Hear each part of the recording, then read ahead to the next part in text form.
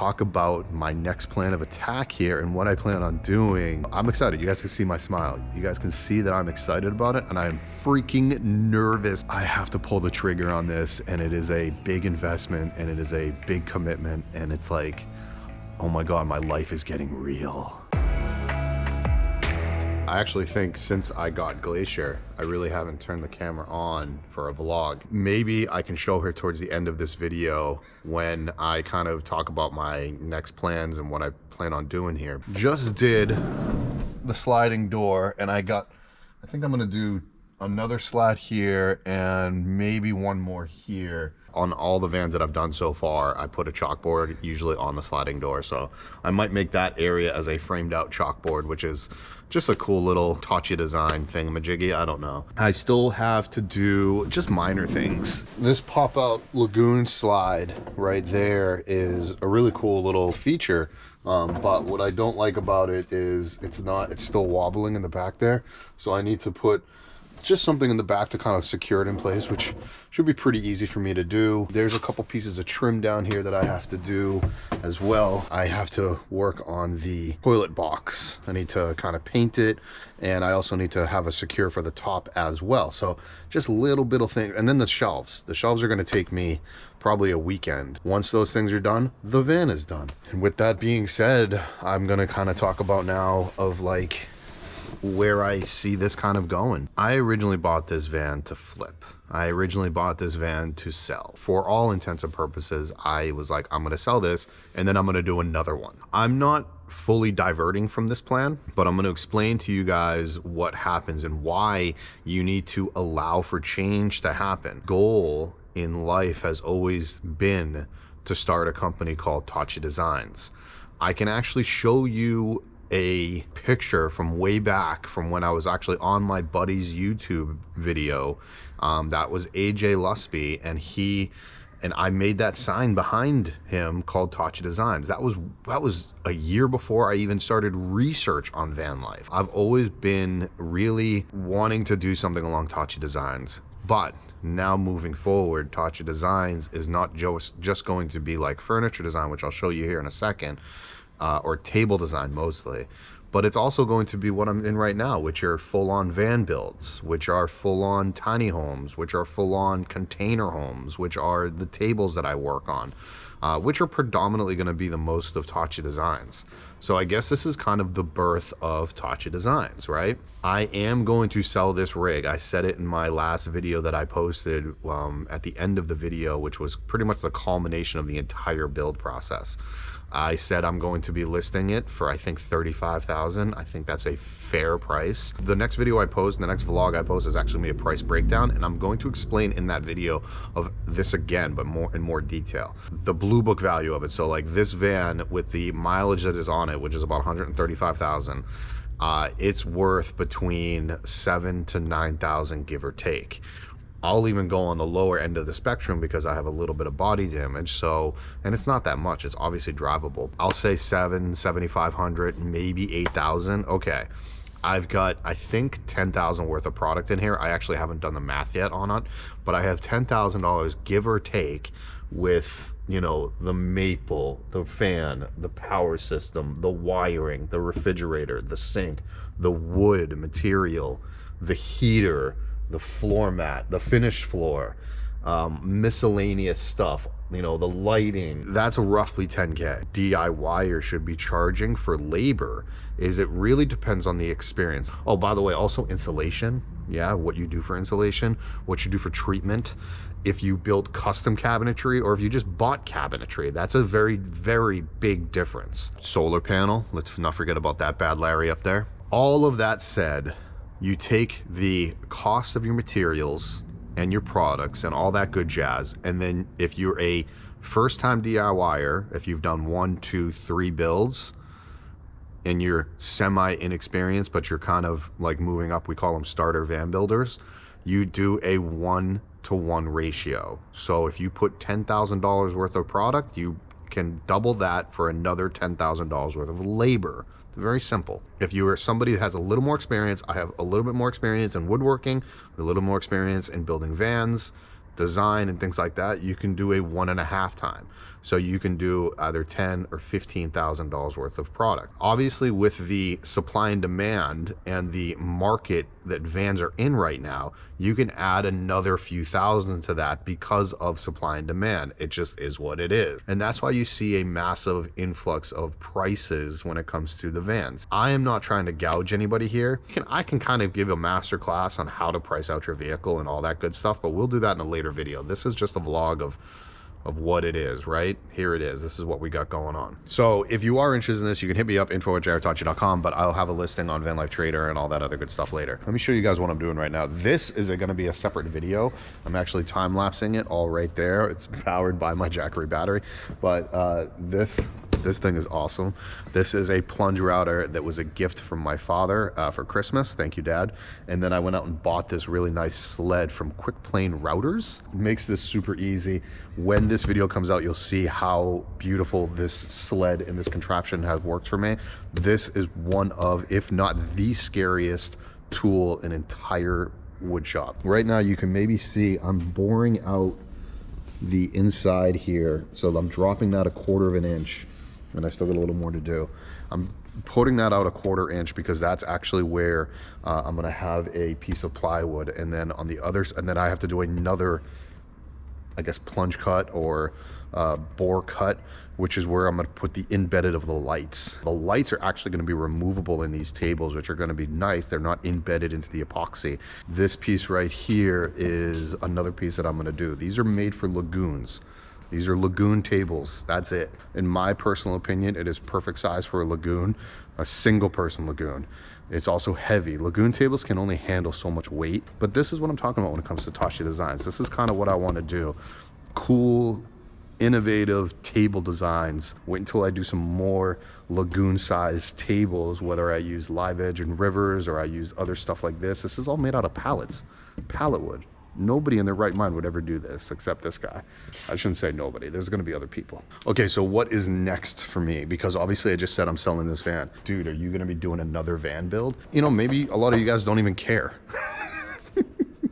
A lot of you might want to go home and for me to go home and for you guys to see Glacier. So why don't I talk about my next plan of attack here and what I plan on doing at my desk at my apartment, because I really feel I'm excited. You guys can see my smile. You guys can see that I'm excited about it, and I am freaking nervous as all hell to also talk about it, because it's like, I have to pull the trigger on this, and it is a big investment and it is a big commitment, and it's like, oh my God, my life is getting real fast.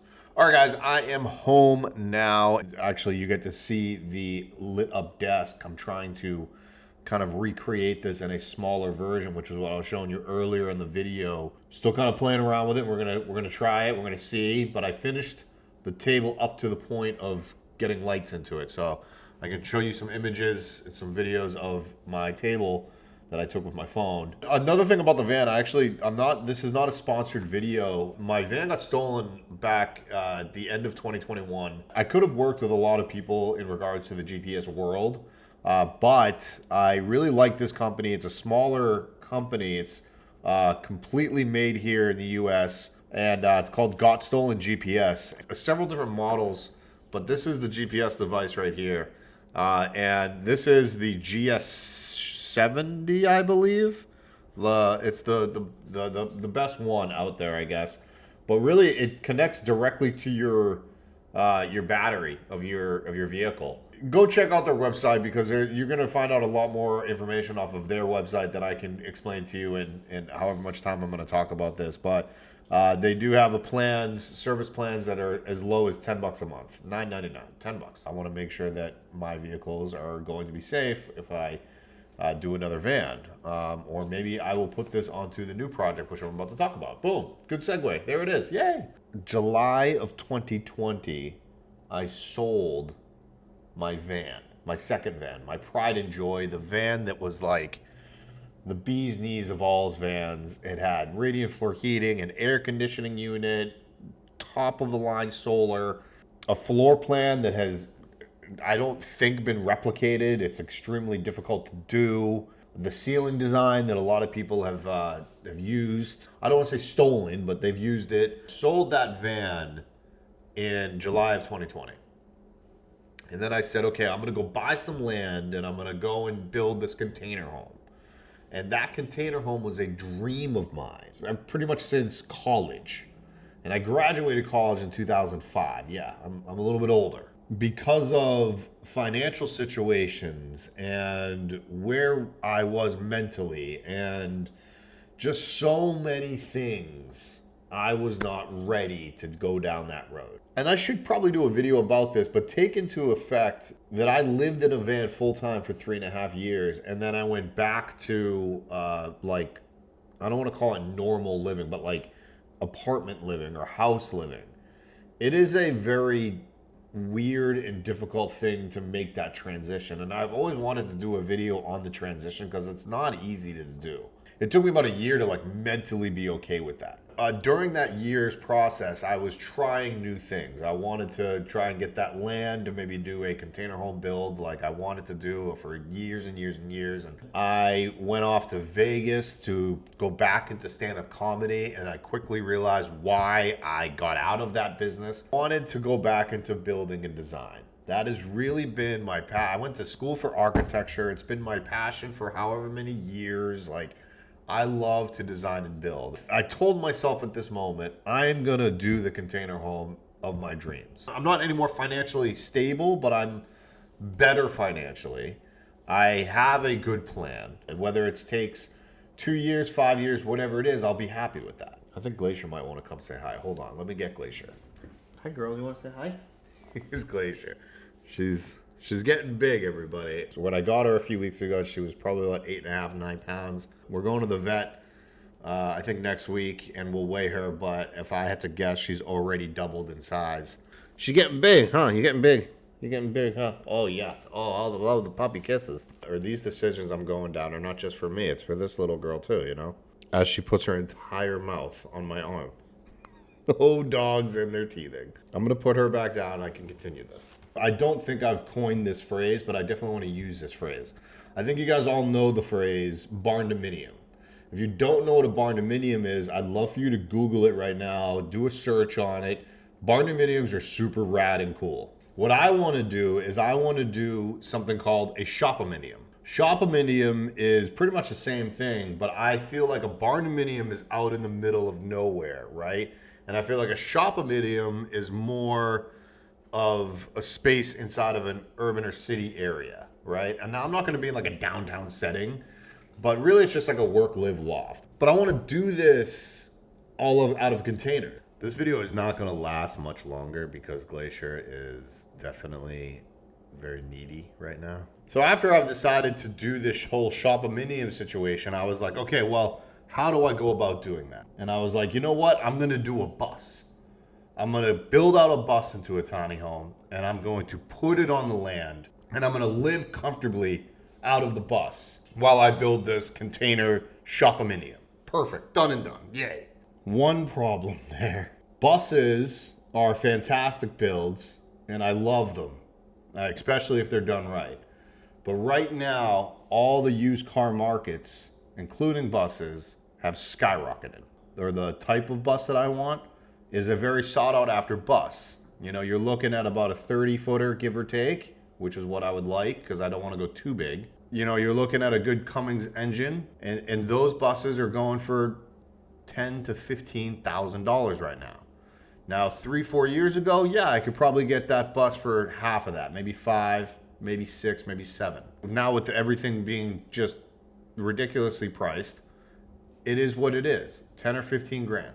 I would do a roof raise. At best, I'd have to pay someone to do a roof raise, and that would cost me easily 10,000, if not more. So right there, I am at 20 to 25 grand just for the shell. And then I'd have to worry about all the maintenance on the bus or whatever and so forth. So then at that point, I was like, okay, well, what if I, move to the place I want to move to? I already have pretty much a city picked out, but I won't say exactly where yet. What if I move there and I get an apartment and I maybe get some shop space and I start doing, the building and then like the Tocci designs.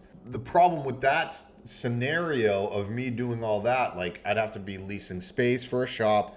I'd have to be paying off my land loan or whatever I do for getting a land or whatever it may be.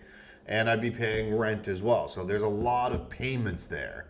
I either do the bus or I do a full-on tiny house. And I'm very much leaning towards this tiny house. I've already talked to a few different companies right now. The tiny house building of the trailer as well as the structure. I can get all of that for pretty much, you know, a little bit less than what I would for an entire bus with a roof raise. And really kind of wrapping my head around what is possible, what is not. And the reason I also am leaning very much towards the tiny houses is because there's a lot more room and I can do lofts and I can have a lot of fun with designing around these loft spaces. Glacier is now jumping up on my lap again. So here she is. Okay, hi girl. Hi. But that is pretty much what I'm thinking right now is I'm going to do a tiny house next. But here's the thing. Making this tiny completely off-grid. They don't even know what has hit them yet. It is so upsetting to me that the tiny house community hasn't figured out the off-grid situations. I'm going to combine van life and marine life, boat life, into a tiny house. And I'm going to make this thing awesome. I'm going to show you guys what is possible. And then I'm going to do the shop space, and we're going to get back into building some more vans and some more buses for everybody. We're going to do some cool tables. We're going to do some really cool stuff at Tocci Designs. And that is what my plan is, and that's what I want to do, and I'm excited to do it, all with this little girl too. I will see you soon. Later. I could run through the fire, I could conquer the night. If I can make it, if I try to draw the rain.